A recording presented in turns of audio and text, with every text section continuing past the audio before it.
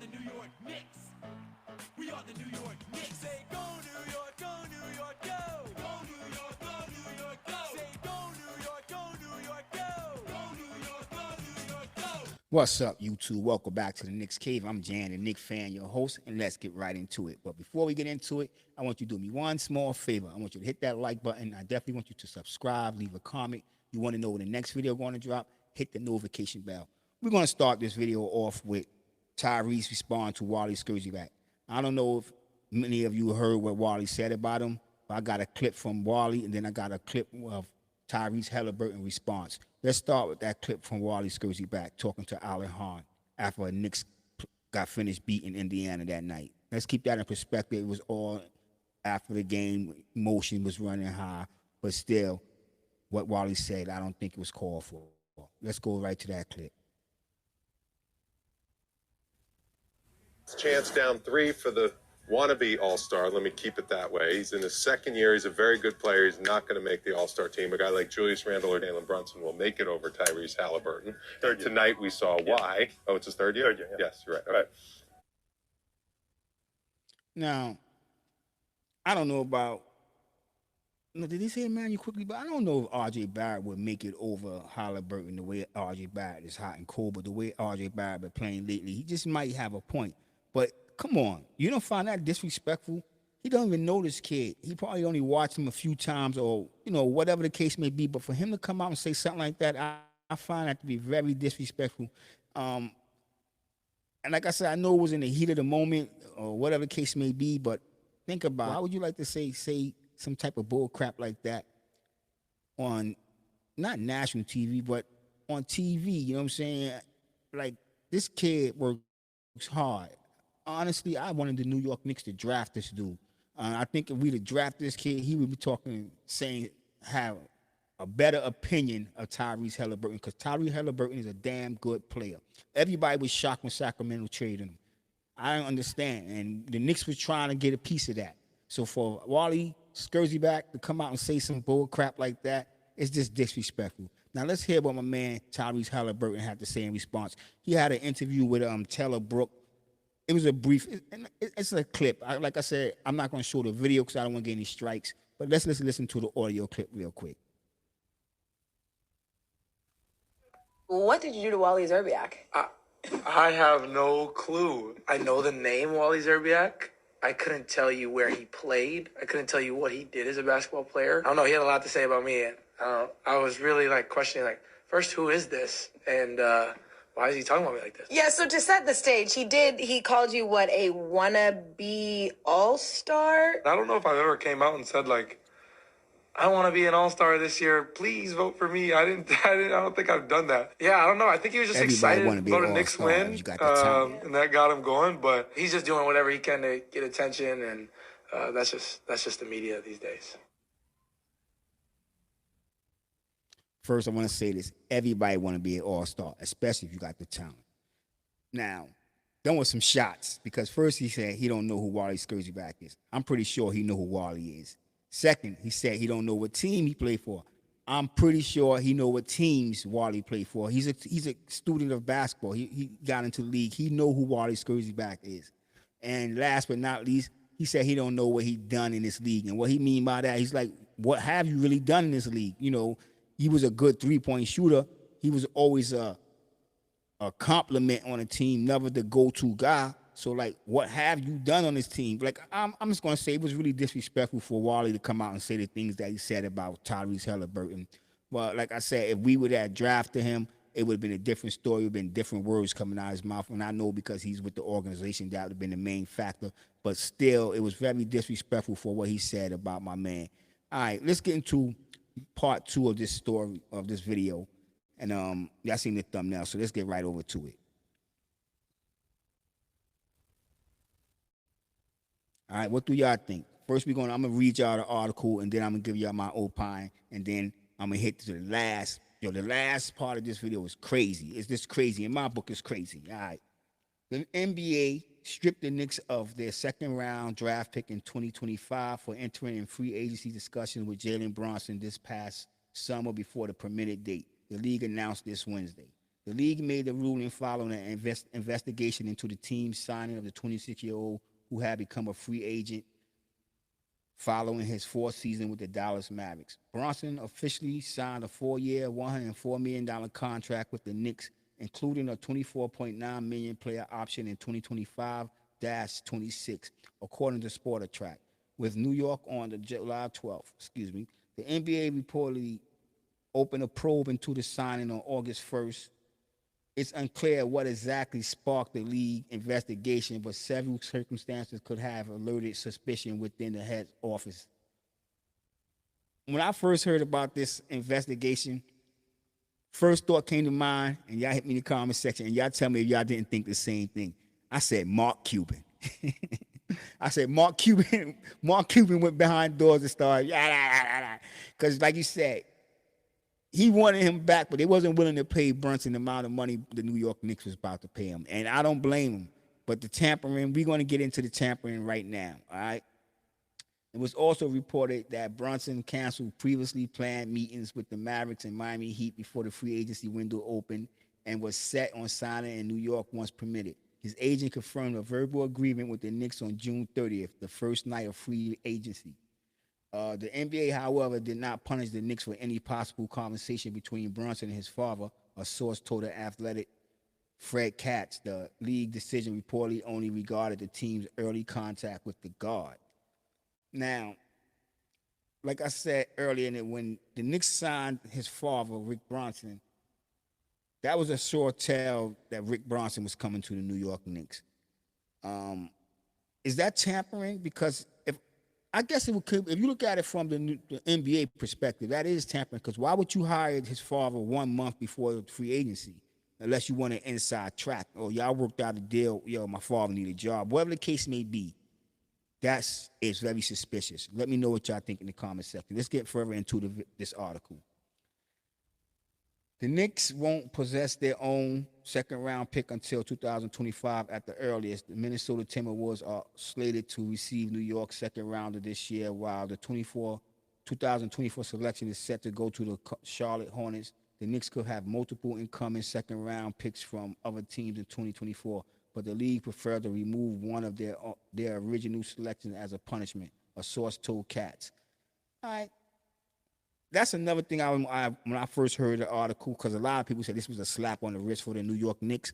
And when you think about it, because of the way, like, come on, nobody really liked the way Leon Rose handled this year's draft. Smart, shrewd, whatever you want to say, but let's be real. We didn't like the player we got in return out of this year's draft. We're not even seeing him on the basketball court unless you're watching the Westchester Knicks. But we got the picks out of that draft. When we lose this second round pick in 2025, we got other picks. So it all depends on where them teams gonna fall at. It don't make a difference to the New York Knicks, because we still gonna have a second round pick in 2024 and 2025 and 2026. The Knicks have like 22 draft picks, 11 first rounds and 11 second rounds.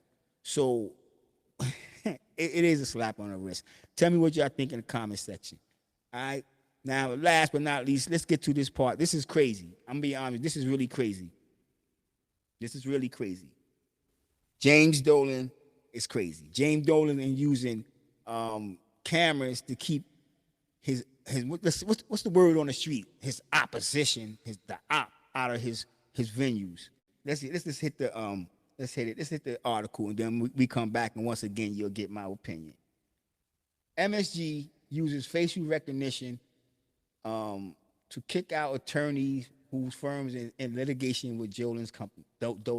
New York Knicks owner James Dolan is doing everything he can to keep his supposed enemies from attending events and venues owned by his company. Multiple attorneys who work with firms that's in active litigation against Madison Square Garden Entertainment have been barred from the internet events owned by Dolan and MSG management. One of the most recent examples of this is Kelly Colin, who was escorted out of Radio City Music Hall last month after facial recognition software identify her as an attorney for the New Jersey firm Davis and Sapenstein and Solomon. Her firm is involved in a personal injury lawsuit against a restaurant owned by MSG Entertainment. She had a comment. She said to the newspaper, "They said my firm was the attorney exclusion list and escorted me out." Colin told the New York Post, "I was caught off guard. I just complied with what they asked me to do, and I left my daughter inside the venue with her troops. I have driven multiple people in my car, so I couldn't just leave and go home." To dive deep into what she's talking about, she was forced to leave her 9-year-old daughter and her daughter Girl Scout group inside Radio City Musical Hall because she was kicked out. Her face was picked up from facial recognition. The security guards came and they was like, "Excuse me, miss, you got to go. You got to go." Let's continue. Colin was forced outside to wait while her 9-year-old daughter, Girl Scout troop, watched the Radio City Christmas Spectacular. A sign at the venue did alert patrons that MSG uses biometric identifier information as a security measure. The New York Times investigated this in 2018, though a spokesperson for the Gardens declined to elaborate or answer any questions about the technology. MSG Entertainment defended its policy in a statement to the Post, explaining that its straightforward policy would be lifted after litigation ended. Hold on, here for a second.